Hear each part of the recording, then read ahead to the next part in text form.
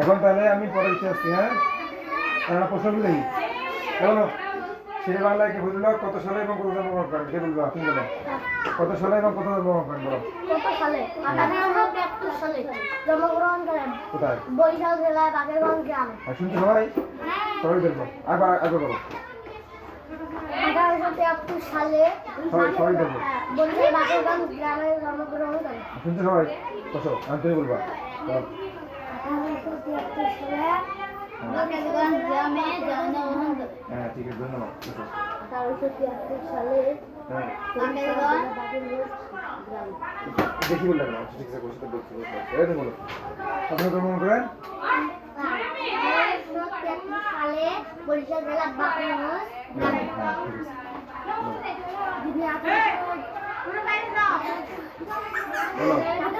1873 সালে বাকেরগঞ্জ এই কোন জায়গা থেকে বললে? বরিশাল জেলা। বরিশাল জেলার এই বলো। এই বলো না। বলো। 1873 সালে বরিশাল জেলা বাকেরগঞ্জ গ্রামে জন্মগ্রহণ করেন। তুমি বলো। 1873 সালে 1873 সালে বরিশাল জেলায় বাকেরগঞ্জ বাকেরগঞ্জ গ্রামে জন্মগ্রহণ করেন। কোথায়? 1800 বরিশাল জেলা গ্রামে। তার পার্টির নাম ছিল কৃষক প্রজা পার্টি। তার পার্টির নাম ছিল কৃষক প্রজা পার্টি। তাকে শেরে বাংলা বলা হয় কেন? শেরে বাংলা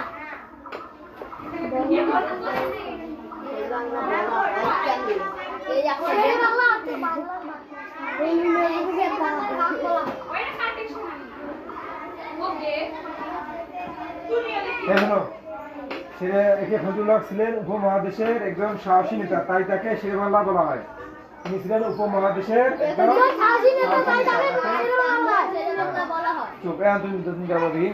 তাকে শেরে বাংলা বলা হয় কেন? তিনি উপমহাদেশের এই কারণে তাকে শেরে বাংলা বাংলা বলা হয়। শেরে বাংলা বলা হয়। ঠিক আছে, শেরেবাংলাকে তাকে বলা হয় কেন? তিনি উপমহাদেশের একজন সাহসী নেতা ছিলেন। বলো, তিনি উপমহাদেশের একজন সাহসী নেতা। বলো, এই বলো, উপমহাদেশের একজন। হ্যাঁ, বসো, এই বলো, উপমহাদেশের একজন। হ্যাঁ, বলো, উপমহাদেশের একজন। কি বলো, উপমহাদেশের একজন। বলো, উপমহাদেশের একজন। কালকে আবার আমি এগুলো ধরে বুঝছো যে পারবে না তাকে আমি শোনো না আপনার করতে পারছি দাঁড় হবে না, তাদেরকে আমি কামড়ে দাঁড় করাবো। এখন পরে দেখো, তাহলে 4 জন নেতার মধ্যে এখন বসছি শেরে বাংলা ফজলুল হক। এখন করবো মৌলানা আব্দুল হামিদ খান ভাসানী। এই শোনো, মৌলানা আব্দুল হামিদ খান ভাসানী বাংলাদেশের মজলুম জননেতা। তাকে কি বলা হয়? মজলুম জননেতা। মজলুম শব্দ অর্থ তার উপর অত্যাচার ও নির্যাতন করা হয়। মজলুম মানে কি? যার উপর অত্যাচার ও নির্যাতন করা হয়। মৌলানা ভাসানী সারা জীবন নির্যাতিত মানুষের জন্য কাজ করেছেন, মানে যারা অন্যায় সহ্য করত তাদের বিরুদ্ধে মৌলানা আব্দুল হামিদ খান ভাসানী কাজ করতো। মানে কি? তার উপর তাদের বিরুদ্ধে যুদ্ধ করতো, মানে যাদের উপর মানুষের অত্যাচার করতো মৌলানা আব্দুল হামিদ খান ভাসানী সেগুলোর বিরুদ্ধে প্রতিবাদ করতেন। বুঝছো? তিনি 1880 সালে সিরাজগঞ্জ জেলার ধনপাড়া গ্রামে জন্মগ্রহণ করেন। তিনি 1880 সালে কোথায়? সিরাজগঞ্জ জেলার ধনপাড়া গ্রামে। কোথায়? সিরাজগঞ্জ জেলা। বলো, সিরাজগঞ্জ জেলার ধনপাড়া গ্রামে জন্মগ্রহণ করেন 1880 সালে। কত সালে? 1880 সালে। কোন জেলা? সিরাজগঞ্জ জেলা। কোন গ্রাম? ধনপাড়া গ্রাম। তাহলে তিনি 1880 সালে সিরাজগঞ্জ জেলার ধনপাড়া গ্রামে জন্মগ্রহণ করেন। কত সালে? 1880 সালে প্রথম করেন সিরাজগঞ্জ জেলার ধনপাড়া গ্রামে। কোথায়? ধনপাড়া গ্রামে। কোথায়? সিরাজগঞ্জ জেলার ধনপাড়া গ্রামে। কত সালে?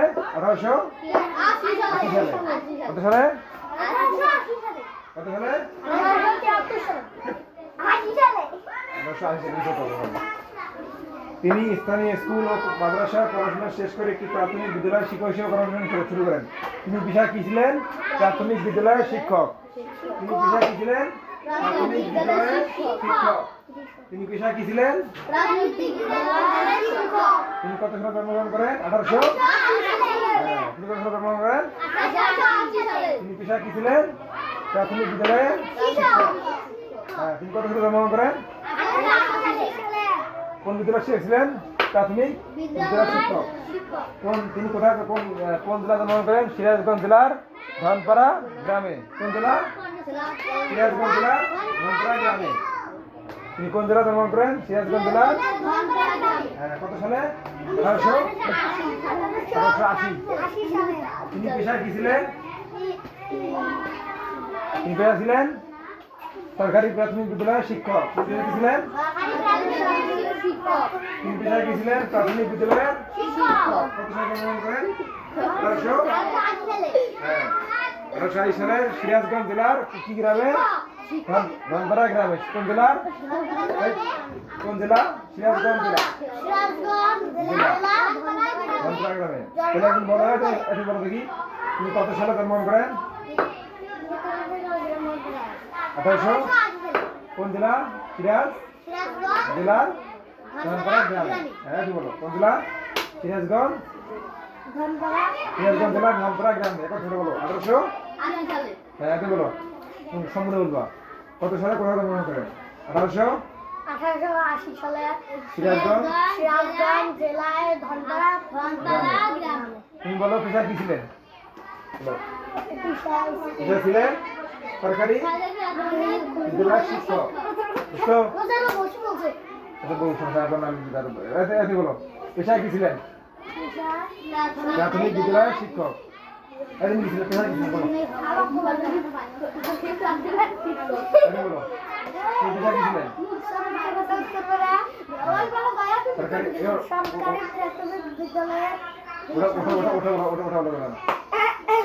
তিনি পেশায় ছিলেন প্রাথমিক বিদ্যালয়ের শিক্ষক। তুমি ছিলে না? করছিল ওই ছিল না? তুমি না যেতে পারো কিন্তু এইটা বলা যাবে না।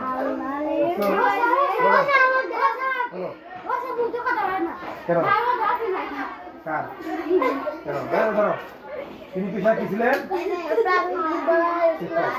এই কত সালে জন্মগ্রহণ বলো? কত সালে? 1880 সালে।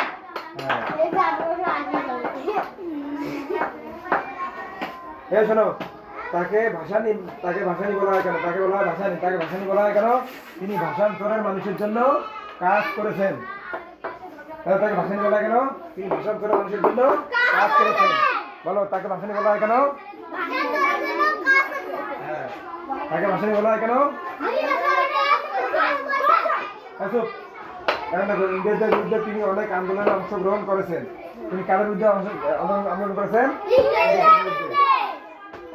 পাকিস্তান প্রতিষ্ঠার পর তিনি পূর্ব বাংলার সাধারণ মানুষের মুক্তির জন্য সংগ্রাম করেন। তিনি একজন একাধিক রাজনৈতিক দল গঠন করেন। তিনি এমন একটি সমাজ চাইতেন যেখানে মানুষ নির্যাতন করবে না। তিনি এমন একটি সমাজ চাইতেন যে সমাজে মানুষ কাউকে নির্যাতন করবে না। তিনি সমাজে বৈষম্য থাকবে না। রাষ্ট্রভাষা আন্দোলন, উত্তর গণঅভ্যুত্থান, গ্রাম শহরে বন্দুক। তিনি গ্রাম শহর বন্দর ঘুরে ঘুরে শহর মানুষের বিকাশ সম্পর্কে তাহলে বলো আপনার বছর কত জন্মগ্রহণ করেন? 1880 সালে সিরাজগঞ্জ জেলার বাকেরগঞ্জ গ্রামে জন্মগ্রহণ করেন। তিনি কোথায় জন্মগ্রহণ করেন?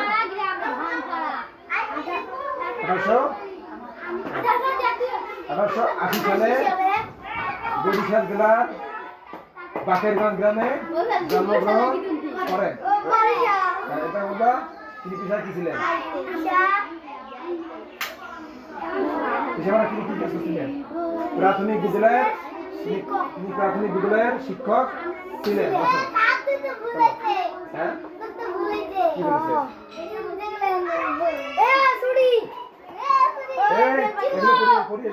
এগুলো